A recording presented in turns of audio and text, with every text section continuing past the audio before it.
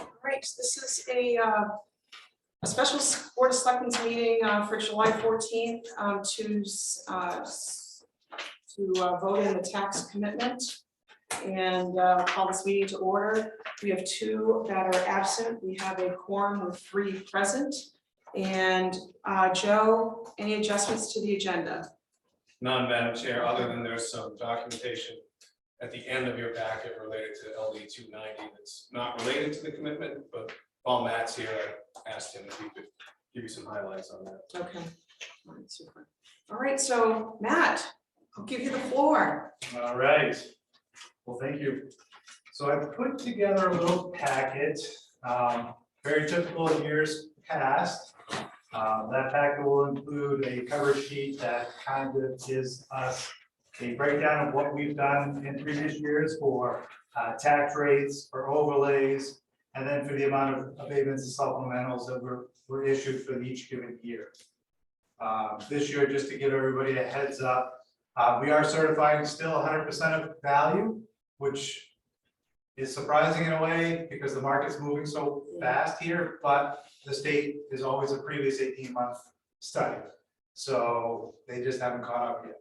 But this year we are lucky enough to be able to certify 100%. So everybody get their full exemptions again, full veterans, full homestead. This year is also the first year that we're going to be able to introduce a TIF to the commitment process. We picked up roughly, of course, this is from 2019 to now, but in that TIF district with the new construction and those sort of things, we have accumulated around $4,568,600. So that is the new TIF increased value over the original assessed value. So that's our increase over OAV. So that's encouraging. That's good. That's going to give us, depending on where we fall with the mill rate, that will give us somewhere in the 60,000 range for you guys to discuss next year in the budget process, how we want to, what approved, TIF approved projects and things like that that you guys want to go ahead and approve the money for. Underneath the cover sheet, I do want to also mention, we picked up around $8 million in new taxable value over last year, a little over $8 million, but I mean, you know what's going on in this town, you can see it. Rangeley North, we're putting 10 houses up there. I mean, just stuff is booming, stuff is moving. On the scenario page, so the next sheet under, we'll start with these scenarios.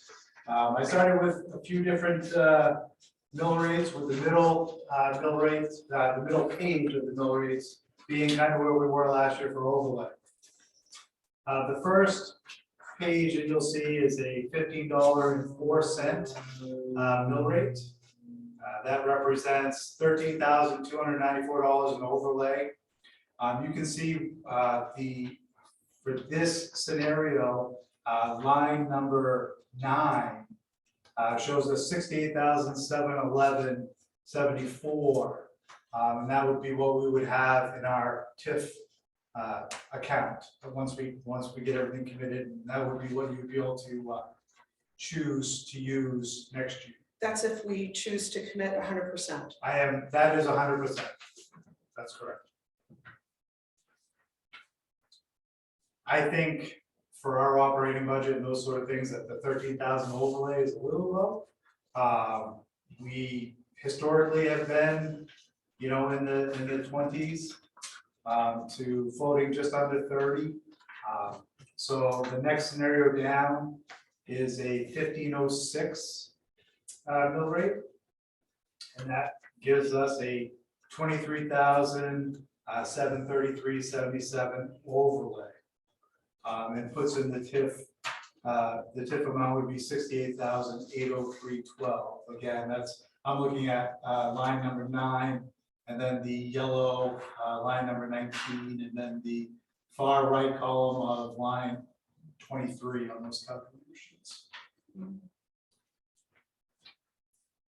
And then the final scenario, which we typically don't, we're not over 30, is at $15.08 mill rates. That results in a $34,253 and 53-cent overlay. And then the TIF amount for that is $68,894.49. So those are kind of just some general starting points that just kind of floated around, you know, where we have been historically, just to give some ideas.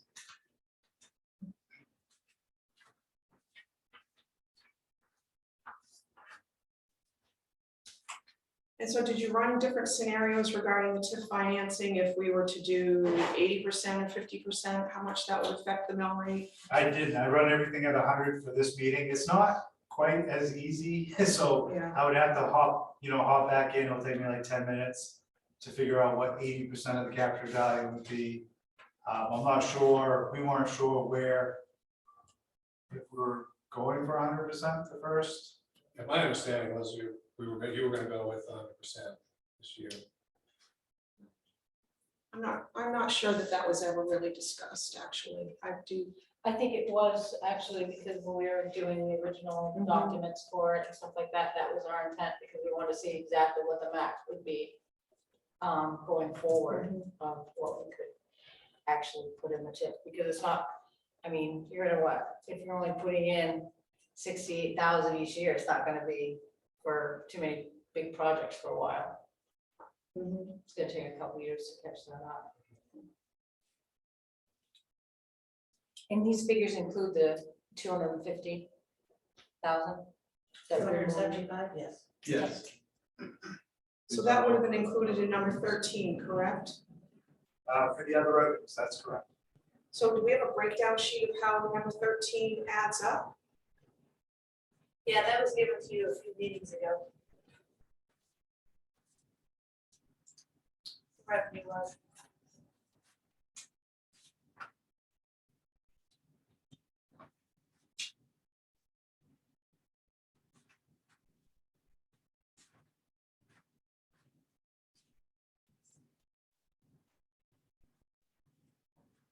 This includes the counties in the figure.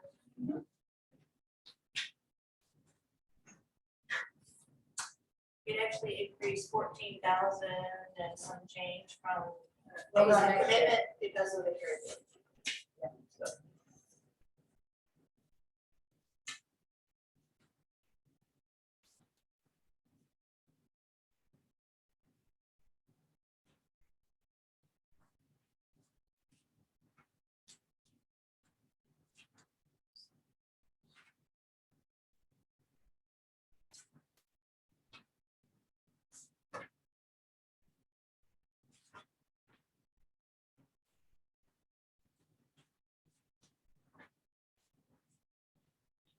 So the 13,000 in overlay, it doesn't look like we've.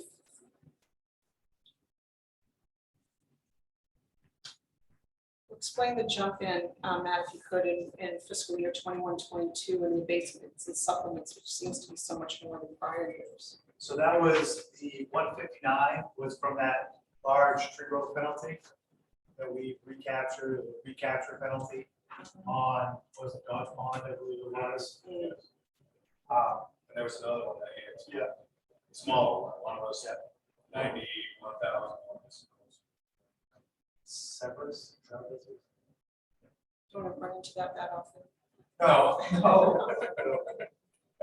Yeah, those are definitely exceptions to the rule.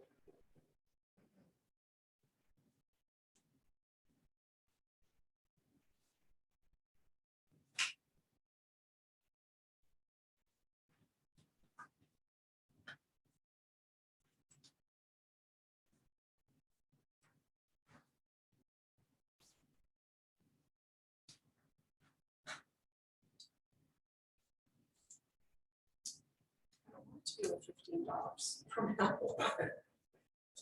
I don't want it to be over $15. I did run a scenario, of course, this isn't, it doesn't include sheltering value, but if we didn't entertain the TIF, of course, we're sheltering values, which is supposed to help us, Right. with state valuation, county tax, those sort of things, we would have been at like a 1493 mill rate. So it's interesting to see how it all, kind of works, we put all the numbers together. But hopefully next year, once, we report everything to the state, they do everything that they need to do, hopefully we'll start seeing that relief, for that sheltered value.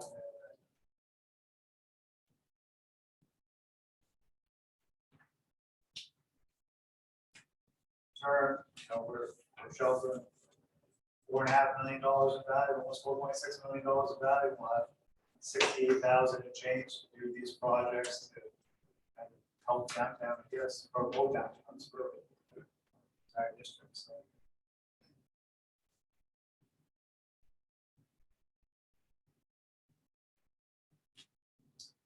Yeah, we're still working out that TIF policy anyway, so it's not like we have anything that we can apply or, establish rules for this year anyway, for, as far as how just to what extent TIF affects the mill rate. It's something to take into consideration. Yeah, it seems like with this type of value, I run a couple scenarios just for last year, just to see how it affected last year. And it's been about 10 cents. You know what I mean? Each year, it seems like it's about 10 cents. It counts for 10 cents in that number.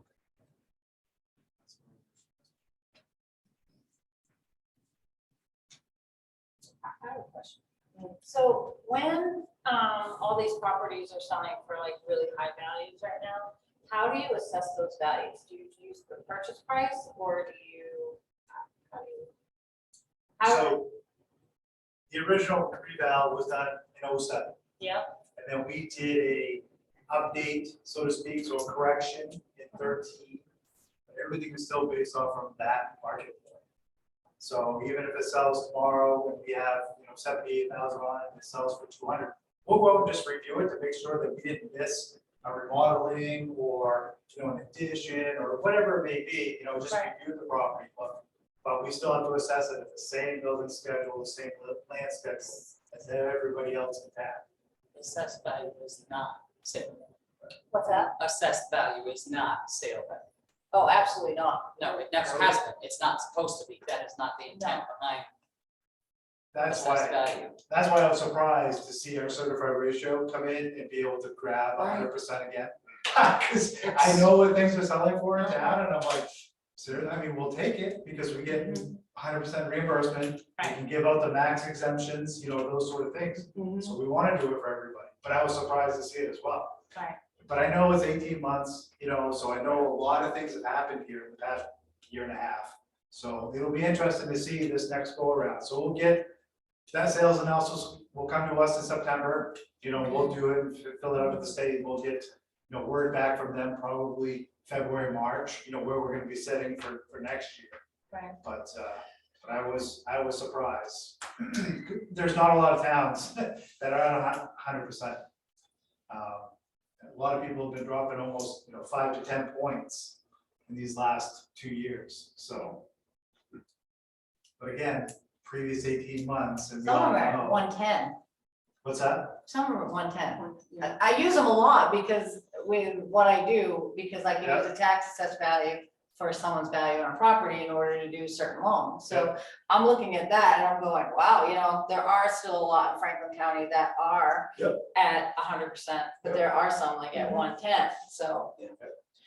So that's definitely something to keep in mind, Matt. So here we are basing our tax values at 2013 levels, and we're almost 10 years Correct. later, which is one reason why the mill rate is climbing, is because we don't have updated assessed values. Now, my understanding, and maybe I'm wrong, Matt, was that you were looking at, instead of the town going through another complete reval and going through that cost, is that something your company does? Is you take a cluster of you take a section of the town and kind of look at that value, that price point versus? So we do what we call a quarter review project every year. Basically, though, that's a maintenance system.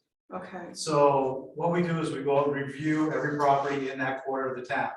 we make any necessary changes that have physically changed to the property since the last time we visited. So anything that was unpermitted, anything that was, well, pretty much unpermitted, you know, and any changes that maybe may not quite require, you know, a building permit to do Okay. something in the same footprint, those sort of things. So we are performing that. What, I think we gave a proposal, did we put some funding numbers in? You and I Yeah, talked we about, yeah, for budget purposes, for upcoming. Yeah. budget. So, yeah, Matt and I have had a similar conversation Okay. in preparation for budget numbers for next year. And my recommendation at that time, I think we put a little scenario around, I don't know, I think we were looking at a 90-something thousand. I think at that point, so we were talking about maybe creating a reserve account to start putting a little bit of money away in preparation for that next reval. That 90-something thousand is a representation of the quarter reviews that you guys have already been paying for. So you're getting credit for our door-to-door knocking already. So if you were to throw everything out and do, you know, come in and do a full reevaluation, which another outside company probably would, because there's not a lot of companies that would put their weight on our field work versus their field work and those sort of things. So you're typically looking about $125 a parcel to visit it. Mhm. So that credit, we don't need to do that. So what we would do in the next reevaluation process was we would update the building schedule to a current cost per square foot. Do a sales analysis of the sales over the previous 3 years. We would do a roadside review of every property, every neighborhood in town, put everything together, and then present, you know, another value to you guys. Mhm. And then we would have a hearing process, informational hearing meeting process where we would perform a mock commitment, send everybody out an estimated mill rate with a new estimated value in tax. And then they would have a time, we would have a time on that letter to come in, talk with us, Mhm. and sit down, see where we came, what we used for comps, how we come up with that new value. Mhm. So we had been talking about that, knowing what the market was doing. We had mentioned to Joe that we might want to start forward thinking on this. Start putting a little bit so you don't have that $90,000 bill. You know what I mean? Right. All at one time. But it is getting timed. Records are pretty good because we've maintained them, you know, those sort of things. They were pretty strong, you know, when we came here in 08. So that's why they've been able to maintain, you know, thus far. But this previous almost 2 years has changed everywhere. You know, I don't think anybody could have predicted, you know, what's going on. Right. Yeah. Some of it is because of all the new stuff that's going on here, you know, all the different activities, the 4-season pot of Rangeley is the new thing, you know, that's where everybody wants to be. So they go out and enjoy every single season and not be somewhere else, you know. Mhm. But it's a good problem, Mhm. but we definitely should consider, you know, putting a reserve in, I think. Yeah. It would be easier, that's all. I mean, if you guys would want to raise it over a year, over a 2-year. Typically, when we do a reevaluation, it's a 5-payment schedule. So you could, a lot of towns would raise the first 3 payments if they didn't have a reserve account. They do their first 3 installments in 1 year, and then their final 2 in the next year. Because usually the final couple bills are received after we've done the commitment process, you know, and after we've done our hearing process. But it definitely is something to start considering probably. Yeah. So would it make more sense to look at a reval in a couple of years, just to see if, you know, I mean, because the last 2 years you're looking at, you know, a crazy, you know, time where, If not, you're gonna have a bigger overlay. When the prices start going down. Well, you know, again, it takes a little bit of time to catch up. You know, we're allowed 70 to 110% of fair market value, so we're allowed to stay according to statute in that range. So it does take a while for it to recommend, but once we get everybody back on that level playing field, there'll be a few years after that reval that you could confidently make adjustments downward according to the sales analysis, without having to go out and reinvent the wheel all over again. So, I mean, yeah, a couple of years, I think would be, things would kind of start, you know what I mean? You would assume feathering out if you listen to everybody, you know, but we're doing revals right now. Okay. You know, we're doing 3 or 4 a year right now, and we just have to watch it, no different than 05, 06, 07. We were doing revals at that period because these towns are failing those standards that, you know, and they're losing reimbursements. So once you fail that 70 to 110% ratio, you start losing reimbursements for like your homestead exemptions, Okay, your tree growth, your Betty, you know, all those sort of things. So they're kind of, they can't really make you do it, you know, the state can't make you do a revaluation, but they can penalize you. sure. And of course, a lot of these towns don't want to be penalized, that every dollar counts. So they, you know, perform the revals. So we'll watch them, we'll make adjustments just like we did in 07 and 08, 2009 through 10, if need be, depending on what the market shows.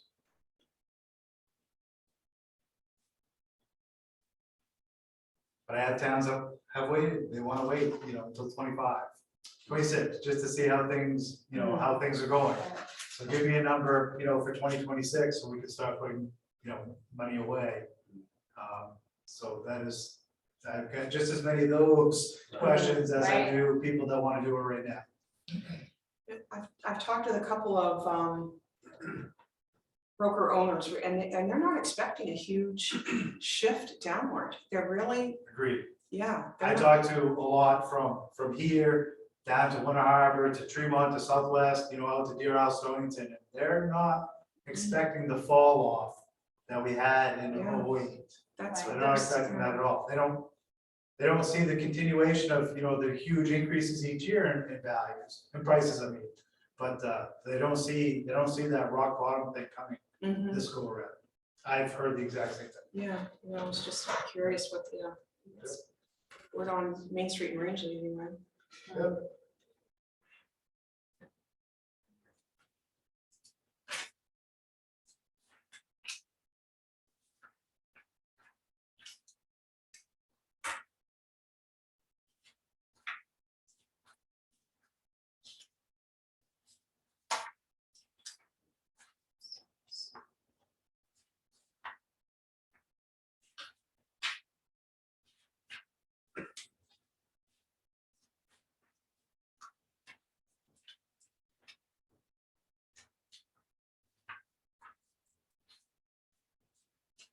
Any other questions? Thoughts on overlay and? Like Matt said, we've never, 34, 253, 53 for the 1508, usually typically don't go any higher than dictates.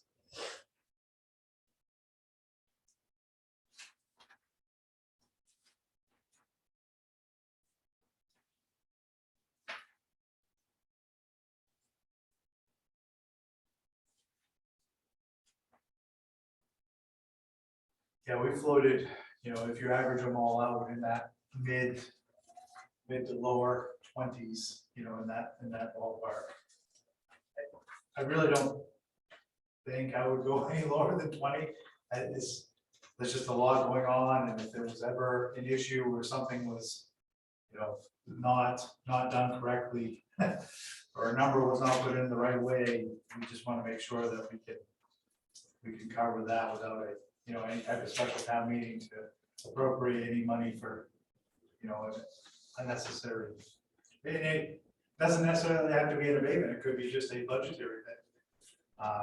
You know, I bring this scenario up all the time, but a few years ago in Corinna, you probably all heard me say this. They had a school budget that was put in at $2,225,000. And it was actually the number, the manager had actually transposed the number, and it was $2,252,000. Well, they only had a $13,000 overlay. So they had two options. You either go to the town and ask, you know, have a special town meeting to see if you can bring the money that you approved, you approved the budget that you would pay that. So you have to go to special town meeting to pull that extra 30,000 out of surplus. Or you do a special supplemental tax. And they chose to do a supplemental tax of 30.5 cents per thousand. So we set up a whole separate tax building.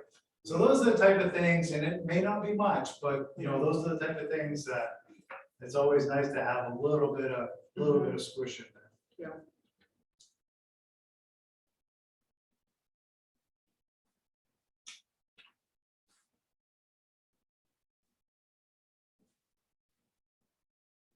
Right, so at this point, Matt, you're looking for a motion from the board to approve a mill rate.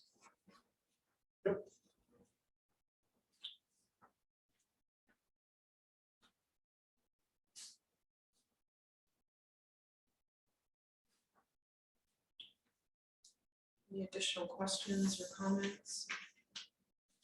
You're not comfortable with the overlay at 13,240, I'm sorry, 13,294.02? Yeah, it seems pretty low.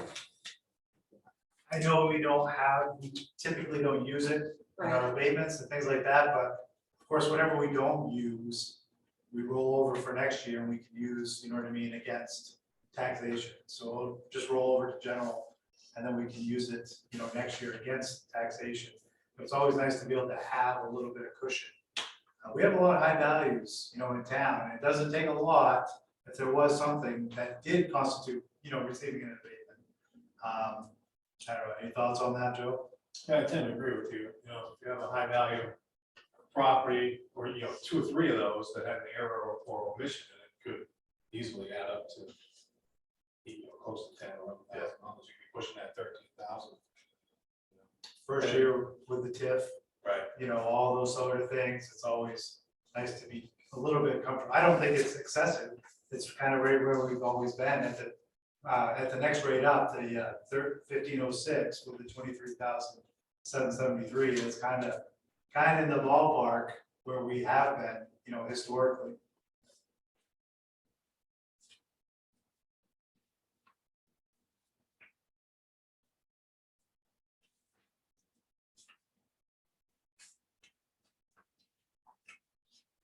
Well, I guess we don't want to collect any more from people than we have to. Yep. I think that's the struggle. Yep.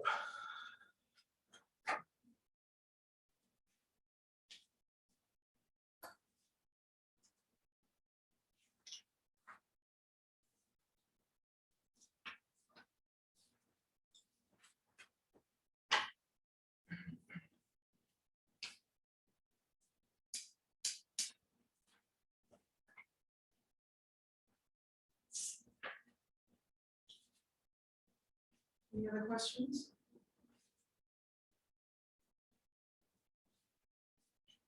If no other questions been answered?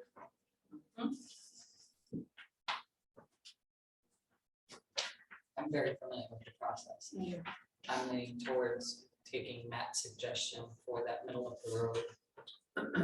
Not because I want to see more than 15. I don't want to see it. The increase, the steady increase it's getting out of hand. We need to do something to curb it. I get we can't do it this year, but we need to figure this out. Our budget increase overall was 216,908 over last year. And I wrote that in the bold down below. County tax was up 15,250. Whoops, I put an extra number in there. $15,257. School budget was up 52,194, and the municipal budget's up 149,457.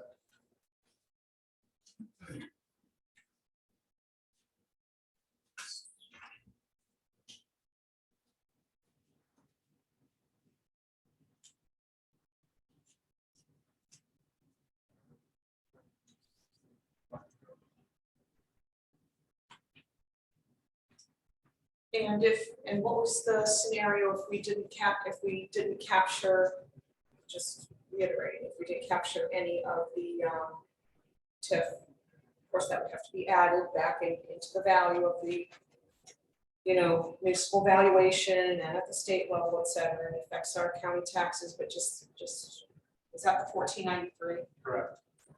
And I did that 1493 based on the $23,000 overlay that we had this year, what I'm recommending.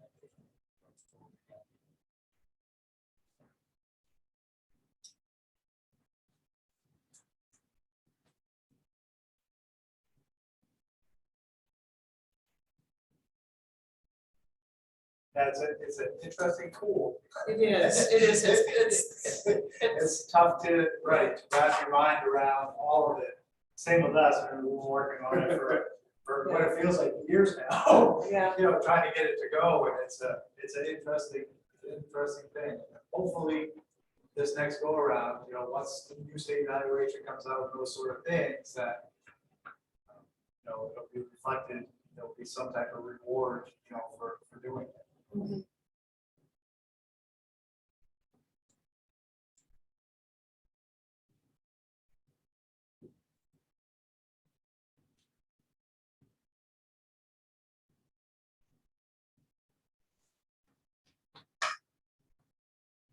So I have a question, just because it just came, it's confusing.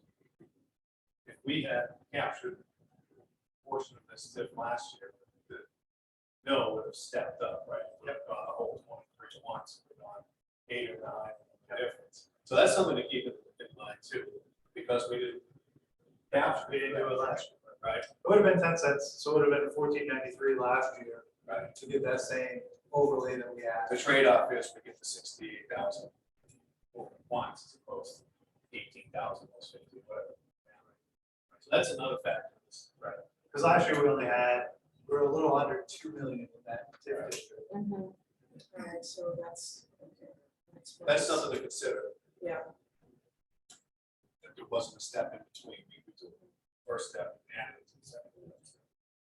That's a little bit of a punch. Yeah. Just have to be able to explain this to the taxpayers.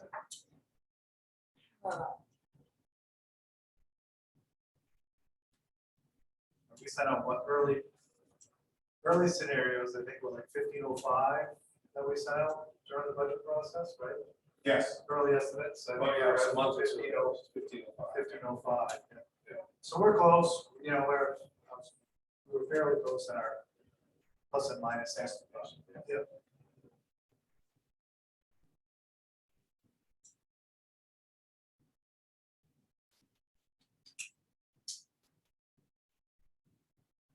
But I think that's part of the discussion, Madam Chair, so that step. Two steps added together, and the other conversation we had a while ago about like for rebound. That's not going to affect what the patients are. Ultimately affect. And I mean, when we do a revaluation, OEV stays the same, which is crazy. So everything that we pick up in total, in new total town value is going to go against, in that TIF district. Whatever the sales show at the time that we do the rebound for the worth of those properties in the district, that new value, that new rebound value is going to go against the 2019 OEV value. So that's going to be a huge year. Whenever that does happen, that's going to be a huge year, depending on what the market is, obviously. But if it stays where it is and maintains where it is, then that's going to be a big year. And that would be something for the board to consider when we look at your policy, which happens to be on the agenda. I'm talking this morning.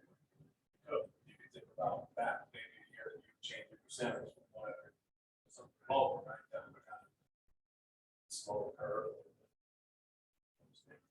It's different. Yeah.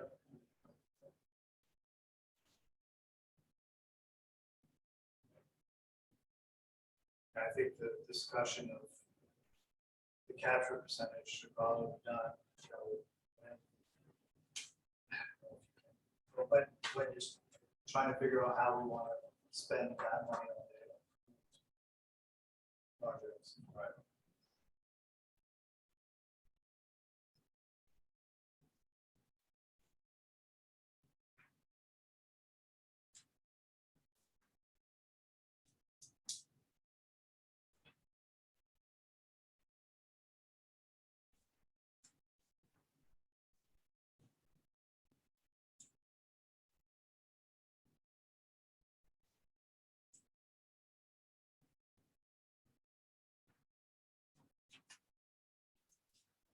In the interest of moving forward, I make a motion to accept the mill rate of 15.015060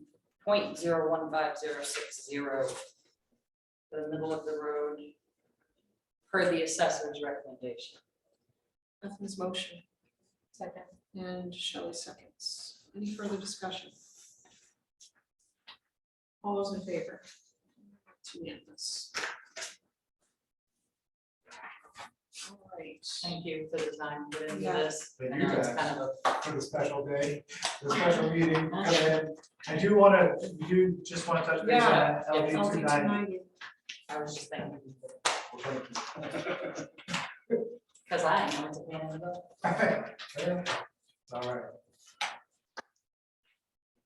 All right, LD 290. so I don't know if any of you guys have heard about the LD 290 out in the field. I would be surprised if you haven't, but, so what it is basically it's kind of like a senior citizen type, stabilization of property tax. This program, went on the governor's desk. She didn't sign it. Therefore, 90 days after that, it became law. I think the law comes into effect in August. Starting September 1st, there's supposed to be an application available for this program. So what this program is anybody that is 65 years of age and older and has owned a homestead in Maine for 10 years. And then particularly where they're applying has a current homestead, owns a current homestead in that municipality, can qualify for this program. So what is, applications will be out hopefully September 1st. They're due back to our office here by December 1st. What it will do is it will freeze the taxes at the 2022 amounts, whatever they are for those given properties. Nothing really changes for this year. Everybody's 2022 taxes are still due as normal. But next year, as long as they have done their due diligence, filed an application, dropped it off here, their tax amount will be froze at this year's taxes. If there's a change in the property, so for instance, if there's an addition or something like that, if the mill rate goes up, you know, like it has in the past, they are still froze at the 2022 tax amount. The difference that the town is owed or due is going to come from reimbursement from the state at 100%. So each year we'll have to fill out, you know, probably there's a 11-page report that we do for the state every year called the Municipal Valuation Report. I'm assuming we'll be reporting it on that, and then they will probably come up and check. They typically come up to Rangeley once a year, the State Maine Revenue Service, do a bean count. I think once they probably go through all the applications, make sure they're all legit, they can see that they have a, you know, here, have a homestead, those sort of things, then we'll get the reimbursement check. We haven't had a lot of direction on this yet, just almost as much as everybody else who knows about it. It's kind of a little crazy that way, but this is the best info we have.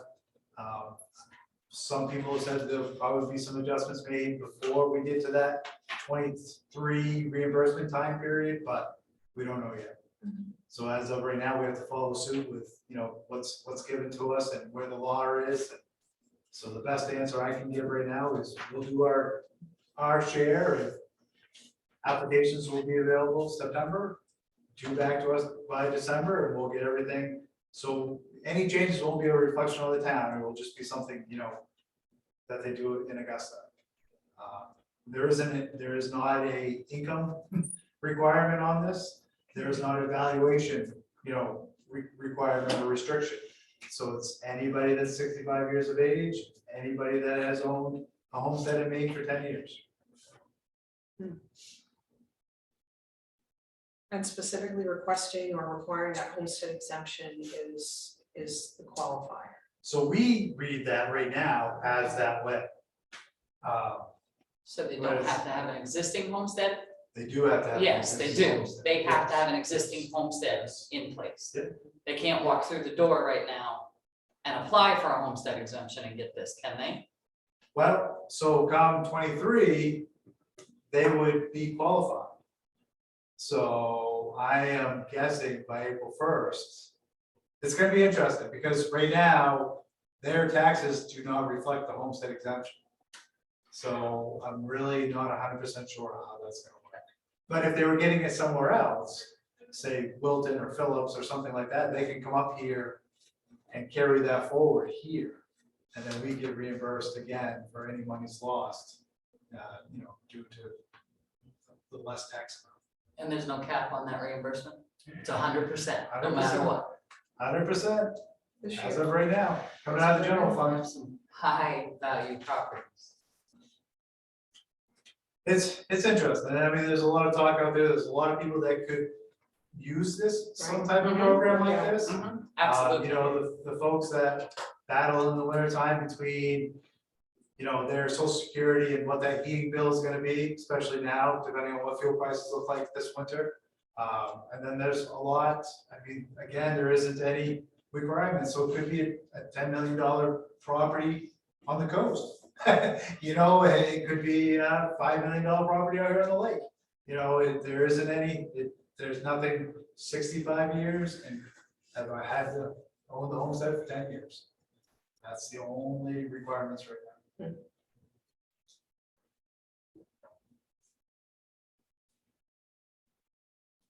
How does it work with the trust? Is that the same thing? It's gonna work, yeah, it's gonna work just like the homestead exemption. It'll be the difference between an irrevocable trust or a revocable trust. Right. It all depend on which one you're in and whether or not you qualify, just like a homestead exemption. Yep.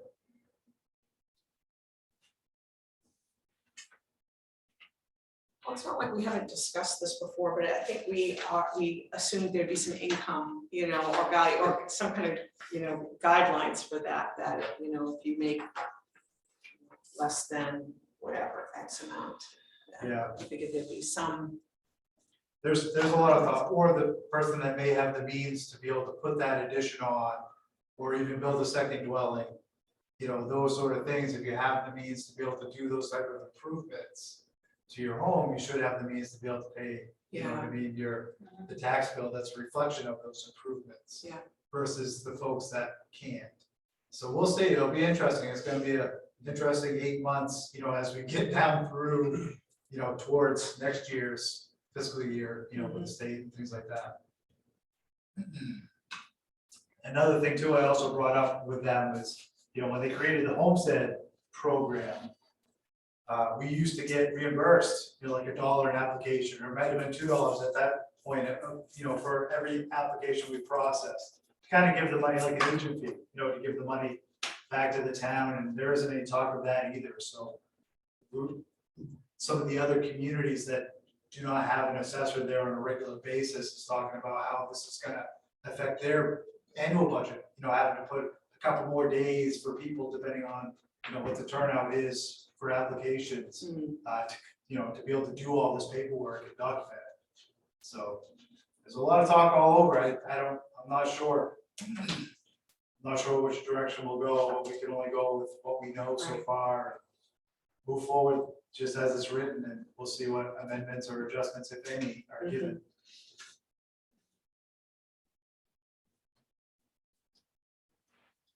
okay, any other questions for Matt? Seems to be it on the agenda. Motion to adjourn. Beth's motion. And Shelley seconds. All those in favor? And that's unanimous. Thank you, everybody. Thank you. So you're supposed to take these